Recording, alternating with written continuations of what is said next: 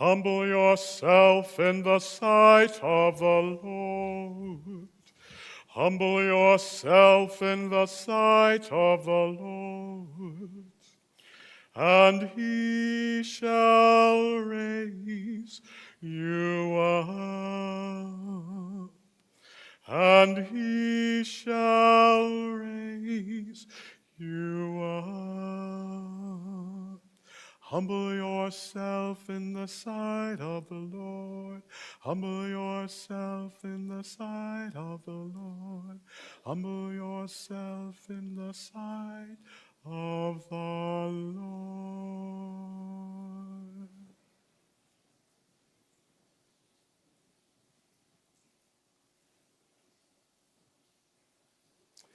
The end of this gospel reading is very tricky. That phrase about whoever humbles himself will be exalted. We've had several Dominican priests fumble over that line, and instead of saying, whoever humbles himself will be exalted, they've said, whoever humbles themselves will be exhausted.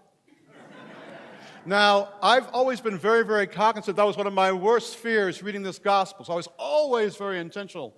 But I remember it was one of the morning masses last year. I was all set. And I did it. My worst fear came true. I didn't say exalted, I said exhausted. But what's kind of funny about that, people of God, in a certain way, is there's a little bit of truth in that, isn't there? When we try to humble ourselves, it can be exhausting, right? Would you agree?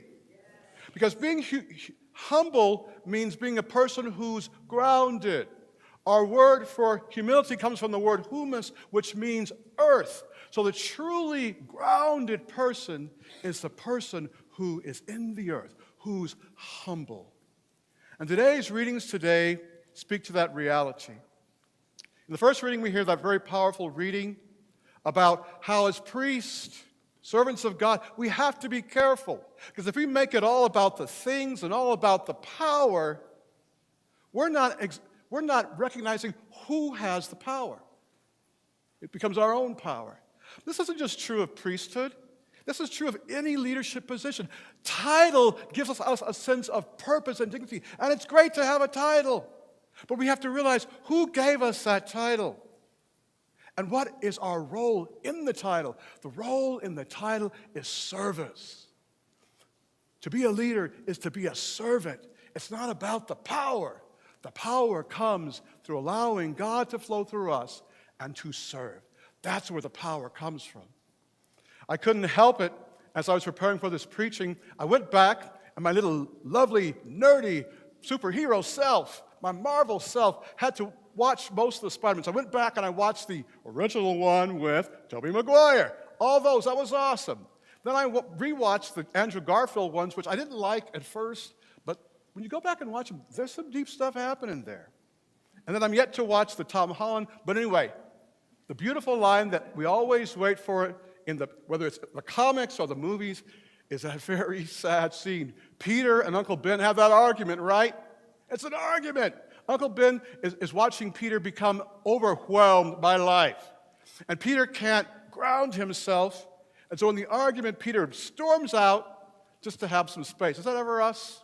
You have an argument, you just need some space. Peter's taking some space. And in the midst of that story, we know what happens. Uncle Ben looks for him. And in the course of trying to find Peter, there's a robber who is trying to flee, and he shoots Uncle Ben, and Uncle Ben dies.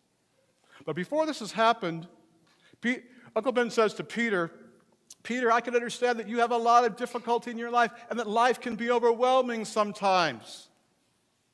But having a role and having a responsibility with great power, with great power comes great. Right.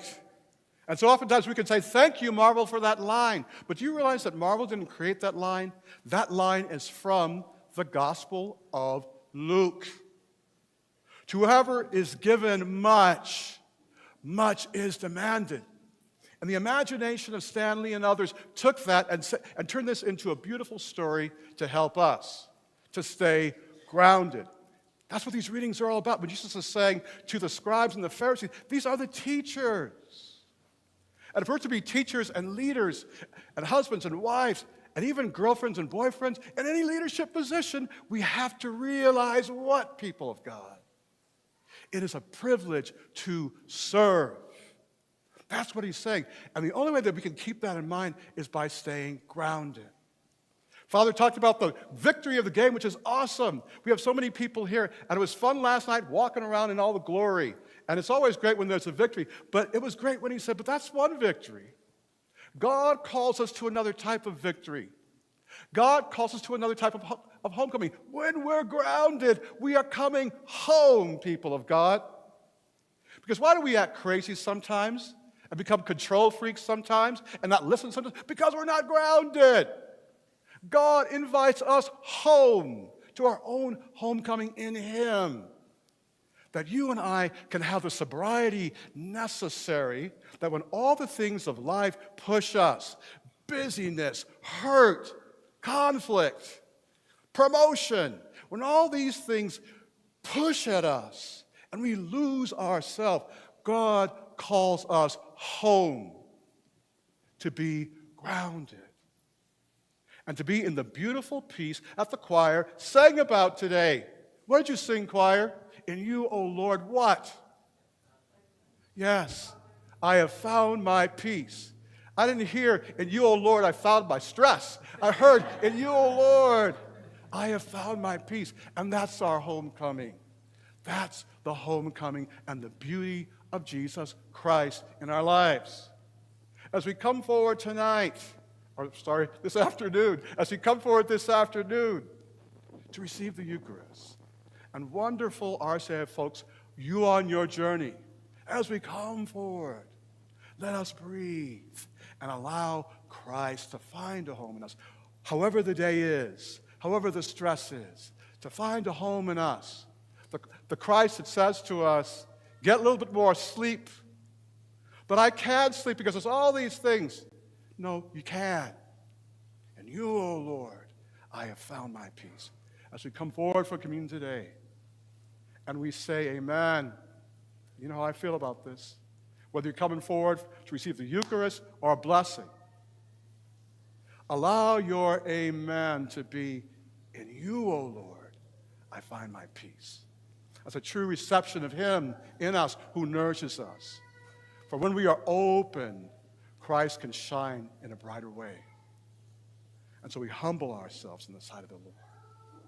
Humble myself in the sight of the Lord.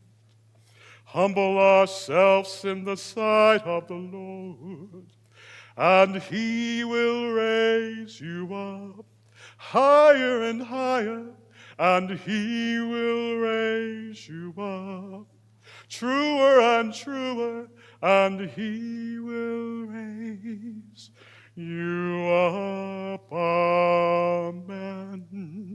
Amen.